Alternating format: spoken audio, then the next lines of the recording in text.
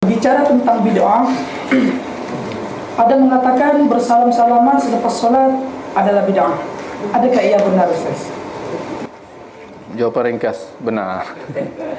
Kenapa sahabat tak buat? Rasulullah tak buat. Senang kan? Mudah kan, insyaAllah. Kalau kita dah ada asas, ia akan memandu kita sampai kita mati.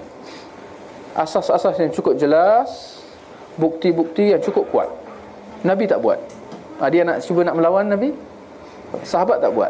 Ada yang lebih hebat daripada sahabat?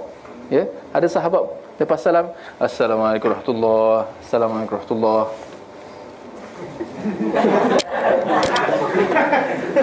Masyarakat buat kan? Nabi buat tak? Ya. Assalamualaikum warahmatullahi, Assalamualaikum warahmatullahi. Salam. Oh, dah lepas salam baru nak dah lepas salam, dah habis salat, baru nak salam aku. Sebelum salat tak nampak aku ke?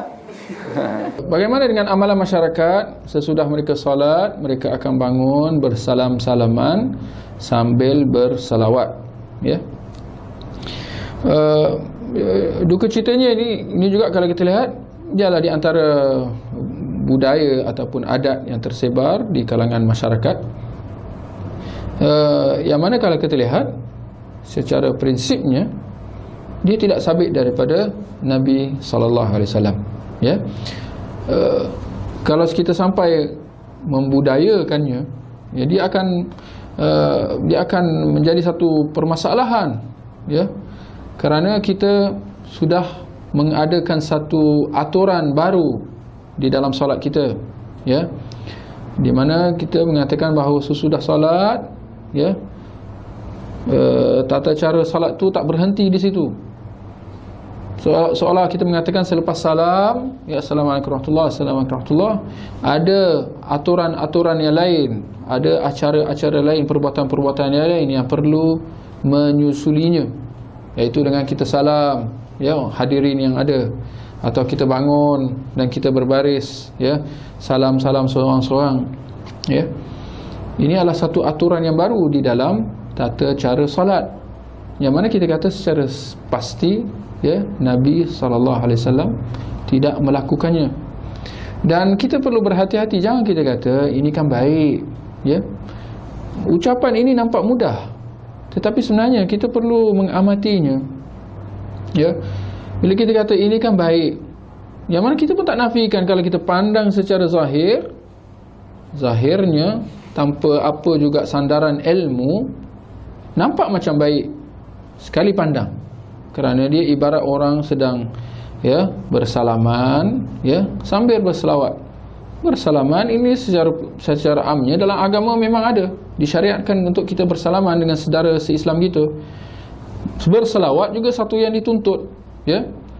Kita disyariatkan untuk berselawat.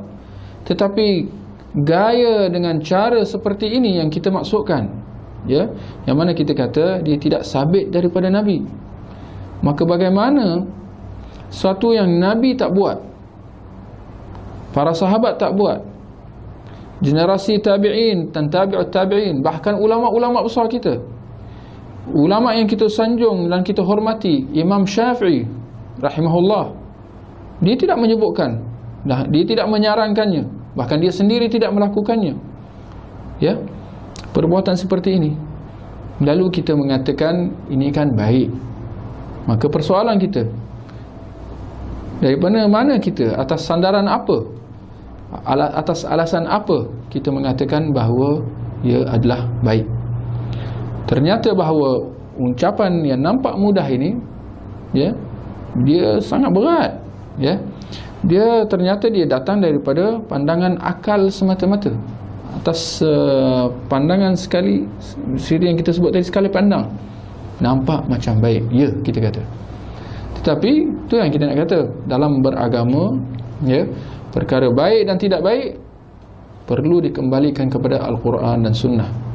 Anda selesai menunaikan salat, Anda salam, Assalamualaikum warahmatullahi, Assalamualaikum warahmatullahi. Dalil dan contoh ada. Apa itu? Begitu selesai, Quran surah keempat ayat 103. Fa idza qadaytumus salata fadhkurullaha. Maka jika Anda tuntas mengerjakan salat, berzikirlah kepada Allah. Hadis Muslim hadis 593. Astaghfirullah, astaghfirullah, astaghfirullah. Setelah itu lanjutkan Allahumma antas salam minkas salam tabarakta ya dzal jalali wal ikram, dan seterusnya sampai 597. Jadi setelah salat adalah zikir, astagfirullah, astagfirullah, astagfirullah, Allahumma antas salam, selanjutnya berdoa dan seterusnya. Tayyib, assalamualaikum warahmatullah, assalamualaikum warahmatullah. Tiba-tiba tangan disodorkan untuk salaman, kanan dan kiri. Boleh tidak? Boleh tidak? Yang boleh angkat tangan, yang tidak boleh angkat tangan. Yang wallahu a'lam, nggak usah angkat tangan, karena waktu kita mau habis di sini. Lihat sini, untuk menentukan boleh dan tidak, tadi kaidahnya. Lihat, ini sederhana, cuman satu bagian dari kalimat, tapi maknanya dalam. Boleh dan tidak, jangan asal bicara ini boleh, ini tidak. Anda tidak boleh menghukumi sesuatu di syariat kecuali memahami ketentuannya. Apa landasannya? Mana dalilnya untuk menentukan boleh? Anda tidak paham dalil, jangan bicara hukum. Kata Imam Malik, Anda hafal 100.000 hadis tapi tidak memahami isinya, jangan bicarakan tentang hukumnya. Apalagi Anda yang tidak hafal hadis baru tahu terjemahannya, tiba-tiba memberikan hukum pada orang lain, itu yang bahaya. Awas, hati-hati. Nah, bagaimana menentukannya? Apa dalilnya? Tayyib. Hadis riwayat At-Tirmidzi menyampaikan dari Nabi sallallahu alaihi wasallam, "Ma min muslimaini yaltaqiyani fayatasafahani illa ghufira lahumā qabla an yatafarraqa."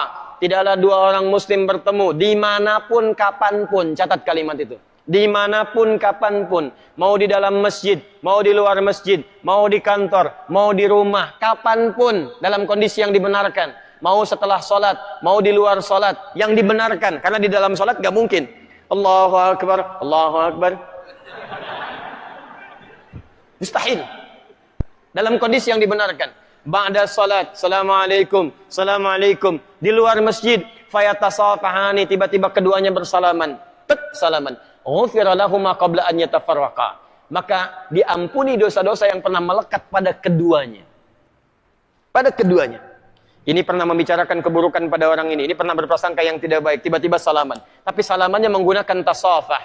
Dari kata safaha, sesuatu yang lapang hatinya. Jadi ketika bersalaman itu ada kelapangan dalam hati. Masya Allah, salaman.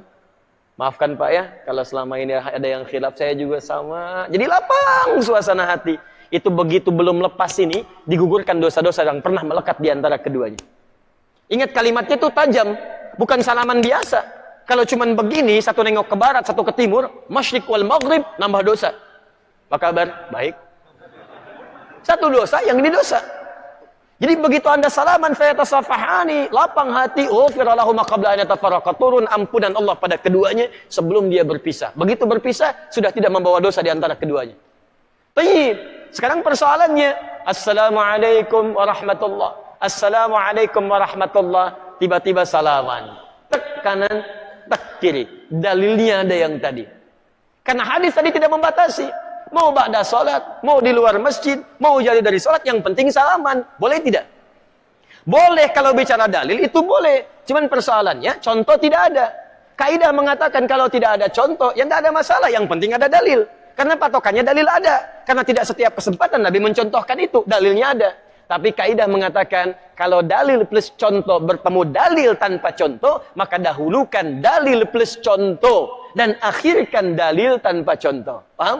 Di begitu assalamualaikum warahmatullah, assalamualaikum warahmatullah, Anda zikir terlebih dahulu. Astagfirullah, astagfirullah, astagfirullah. Allahumma antas salam, minkas salam, tabarakta ya dzal jalali dan ikram. Selesai. Assalamualaikum akhi, assalamualaikum akhi. Masya Allah, taqabbalallahu minna wa minkum. Assalamualaikum. Makanya Nabi selesai salat, beliau bersalaman. Sahabat mengejarnya. Ada Anas mengejar Nabi, dan sebagian mengejar Nabi, salaman mengejar Nabi SAW. Hadisnya sahih, bahkan di Al-Bukhari. Paham ya? Jadi tidak ada masalah teman-teman sekalian, tapi kita paham fikih prioritas. Kecuali ada orang yang belum paham, tiba-tiba Anda sedang berzikir, astagfirullah, astagfirullah, tiba-tiba tangannya begini kepada Anda. Anda sedang berzikir, tangan sahabat Anda diulurkan kepada Anda seperti ini. Assalamualaikum. Mana hukumnya? Menjawab dulu salaman, atau Anda kemudian meneruskan zikir Anda? Assalamualaikum. Astagfirullah. Astagfirullah. Hati-hati. Setiap penghormatan pada seseorang, maka kaidahnya menjawab penghormatan itu wajib hukumnya, didahulukan dibandingkan meneruskan sunnah yang dilakukan.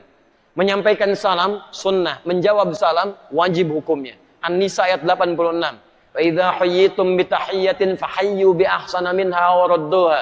Jika Anda diberikan penghormatan dalam bentuk salam kalimat atau dalam bentuk ekspresi atau dalam bentuk gestur, maka wajib Anda meresponnya dengan yang lebih baik daripadanya. Dengan kalimat assalamualaikum, jawab dengan yang lebih baik. Waalaikumsalam warahmatullahi wabarakatuh. Assalamualaikum warahmatullahi wabarakatuh. Waalaikumsalam warahmatullahi wabarakatuh. Menyampaikan sunnah, menjawab wajib hukumnya. Maka dalam keadaan Anda berzikir, ada orang menyodorkan tangan, respon tangannya. Waalaikumsalam. Zikir, astagfirullah. Astagfirullah. Merespon, please ada nilai dakwah di dalamnya. Paham ya? Assalamualaikum. Astagfirullah. Cari masalah Anda. Cari masalah. Gak direspon. Jenggot baru 3 gak ngerespon. Jadi ke jenggot lah dia. Apa hubungan salaman dengan jenggot? Yang salaman tangan, yang disoal jenggot. Jadi sudahlah. Ya, hal-hal yang tidak penting, lupakan aja gitu kan. Lupakan aja. Jadi makanya luaskan wawasan kita. Pelajari dengan lebih baik dan tempatkan hukum sesuai dengan tempatnya. Sehingga setelah belajar, yang biasa salaman pun mengerti. Oh, rupanya zikir didahulukan. Habis zikir saya salaman. Maka dia tungguin habis zikir. Begitu mau salaman pulang. Ya, bisa itu kan? Mungkin besok salamannya. Bismillah. Enaknya. Jelas ya?